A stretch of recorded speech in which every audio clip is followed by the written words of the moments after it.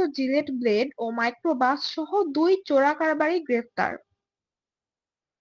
জামালপুর থেকে রমজান আলীর পাঠানো তথ্যচিত্রে থাকছে বিস্তারিত।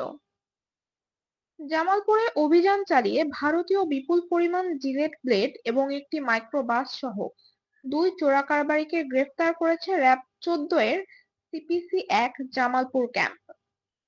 র্যাব সূত্রে জানা যায়, বুধবার 16 জুলাই ভোর 5টা 30 মিনিটে গোপন সংবাদের ভিত্তিতে তারা জানতে পারে কুড়িগ্রামের রৌমারী সীমান্ত এলাকা থেকে একটি মাইক্রোবাসে করে অবৈধ ভারতীয় পণ্য এনে ঢাকার উদ্দেশ্যে যাত্রা শুরু করেছে। এরপর সকাল 7টা 30 মিনিটে জামালপুর সদর উপজেলার 1 নম্বর কেন্দ্রা ইউনিয়নের বিনন্দের পাড়া এলাকায় রোকেয়া ফিলিং স্টেশনের সামনে র্যাব চেকপোস্ট বসিয়ে একটি মাইক্রোবাস আটক করে। তল্লাশির সময় মাইক্রোবাসে থাকা 2 জনকে সন্দেহজনক গতিবিধির কারণে আটক করা হয়।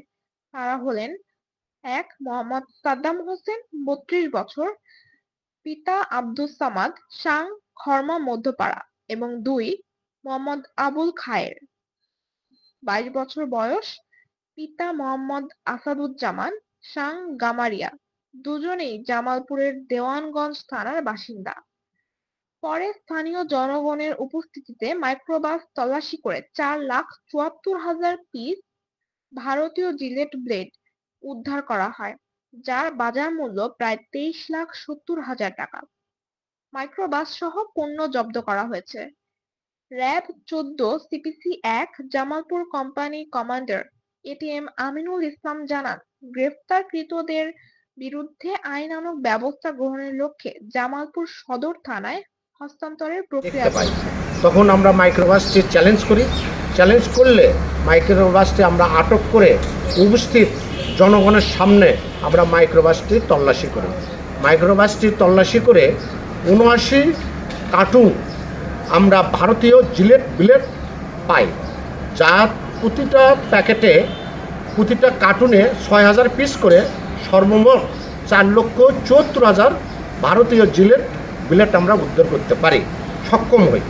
পাশাপাশি অত্র মাইক্রোবাসের ড্রাইভার এবং এই মালামাল বহনকারী একজনকে আমরা আটক করি। আটক করার পর এই মালামালেও অপর 3 জন যাত্রী ছিল, যারা স্বল্প মূল্যে উক্ত মাইক্রোবাসে ওঠে। তাদেরকে জিজ্ঞাসাবাদে তারা এই মালামালের তথ্য না দিতে পারলেও ড্রাইভার এবং এই মালের পাশে বসে থাকা বহনকারী ব্যক্তি সে মালামালের তথ্য তারা ঢাকায় ভারতীয় মালামাল ঢাকায় নিয়ে যাচ্ছিল মর্মে স্বীকার করে এবং তার এক ভগ্নিপতির কাছে এই মালামাল পৌঁছে দেবে মর্মে তারা ভারতীয় সীমান্ত থেকে মালামাল সংগ্রহ করে দেওয়ানগঞ্জ থেকে ভোরবেলায় রওনা দিয়েছে মর্মে তারা জানান। এই আসামিদ্বয়ের বিরুদ্ধে আমাদের যাবতীয় আইনগত কার্যক্রম পরীক্ষাধীন এবং মালের মালিক, প্রকৃত মালিক যে, তার আমরা নাম ঠিকানা পেয়েছি, তাকে ধরার অভিযান অব্যাহত আছে। ধন্যবাদ সবাই। ভোরের সময় জামালপুর।